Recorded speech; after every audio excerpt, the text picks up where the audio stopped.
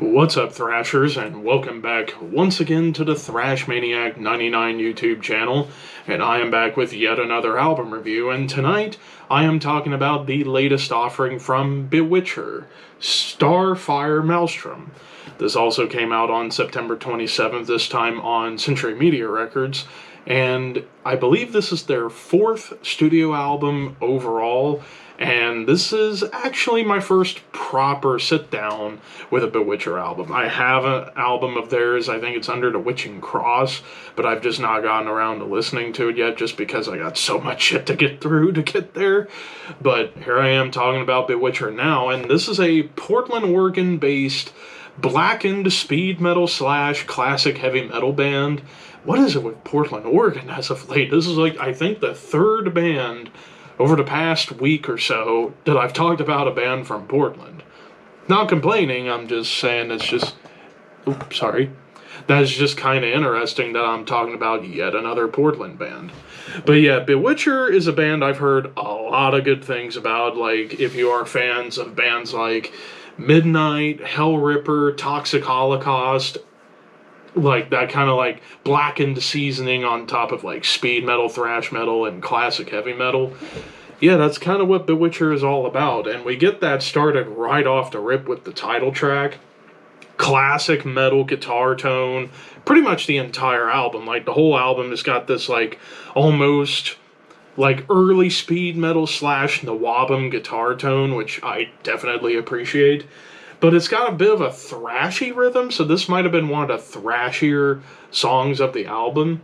And the vocals, blackened and sleazy, kind of like Athenar, James McBain, Joel Grind, kind of in that realm. And what I really like is that whenever the song gets into the bridge, it turns into just flat out Deep Purple. I was like, damn, I didn't expect to hear like Deep Purple moments on a blackened speed metal album. But you do get like a blackened tremolo melody that leads into shredding leads. Then Lavish Desecration. This one in particular goes for a lot of speed metal fury. Like, I would say this track, as well as Dystopic, Demonolatry, I think I got that right, and the Harem Conspiracy. Like, those songs in particular are very much speed metal driven, similar to bands like Exciter and Motorhead in particular. But with Lavish Desecration, it's flat out gritty, and then there is some like classic Judas Priest nods thrown into the mix. Spell Shock, which was a really cool track, starts off with this more like melodic opening.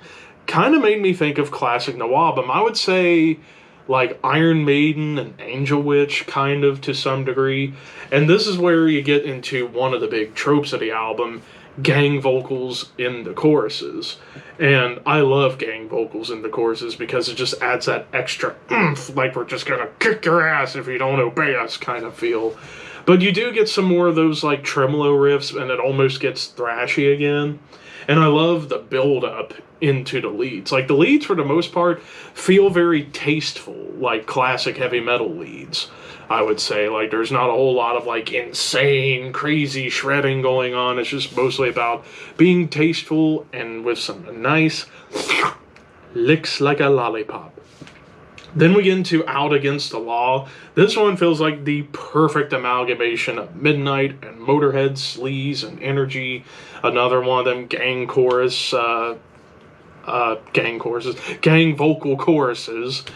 But yeah, it was just all out fun, and I loved watching the music video to this song because you had like cameos from members of bands like Municipal Waste. Even John McEntee from Incantation shows up in the music video, which is pretty cool.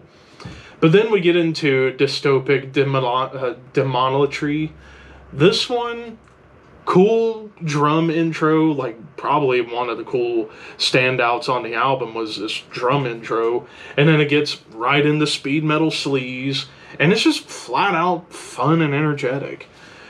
And then you get into Seasons of Foul Harvest, not Soul Harvest, Foul Harvest. This one, I would argue, is a little bit kind of like early thrash, but it's also very punky. very punky. And I can probably hear a bit of an influence on here because this album was produced by Lars Frederiksen from Rancid, who's legendary punk rock guitarist and frontman, who's a big metalhead in his own right, and he likes his metal sleazy, and I can imagine he got turned on to this band recently and thought, how about I work with these young cats and see if I can get more sleaze out of them? And I think he did, and maybe even brought out a little bit of punk into their repertoire, because this was maybe the punkiest song on the album, yet another gang chorus, and tasty leads. We Die in Dust, this one, straight up Judas Priest. Like, absolutely Judas Priest worship, although it gets groovy. You get some more black metal tremolos on top of like a D-beat stomp, but it's only for a couple of bars. Nothing more, nothing less there. Then the Harem Conspiracy, when it gets into the speed metal fury on here, this time it almost reminds me of Toxic Holocaust, which Toxic Holocaust I would say is a very good comparison band to Bewitcher to some degree. And it does get almost thrashy again, but I like the drum build into the solo. However, I will say the crescendo doesn't quite stick the landing for me. It's almost like we're just going up on an airplane only to come down landing with a lot of turbulence. It didn't like feel like a smooth landing. It felt like a turbulent landing, if that makes any sense. Pagan Shadows, under 2-minute interlude, but it was a pretty unique interlude. It was like pagan folk. But then you get into the closing track, Ride of the Iron Fox. The riffs and the rhythms on here and the build-up, to me, sounds like early Motley Crue. Kind of like Livewire a little bit, like it reminded me of that song. Sleazy, D-beat driven, another gang chorus, and some really cool leads again here. But I will say this is the only song where you hear like cosmic synths, and it comes up briefly to build up to the bridge, and it ends with that, which I thought the ending with that synth was a little weird. As far as any complaints go, I will say this album's very top-heavy. Like, the first half of the album, I would say was almost flawless. Hell, I'll go ahead and say it was flawless.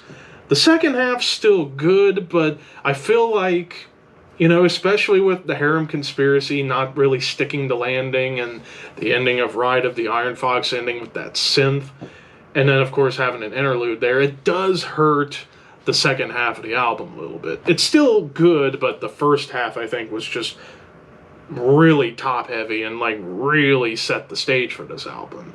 And just proved that, maybe the first 5 tracks were just the better ones. But overall, this was still really good for my first sit-down fully with Bewitcher. I enjoyed it. I'm going to give this 3.5 out of 5. I thought this was some fun, energetic, blackened, classic heavy metal, speed metal. Nothing more, nothing less.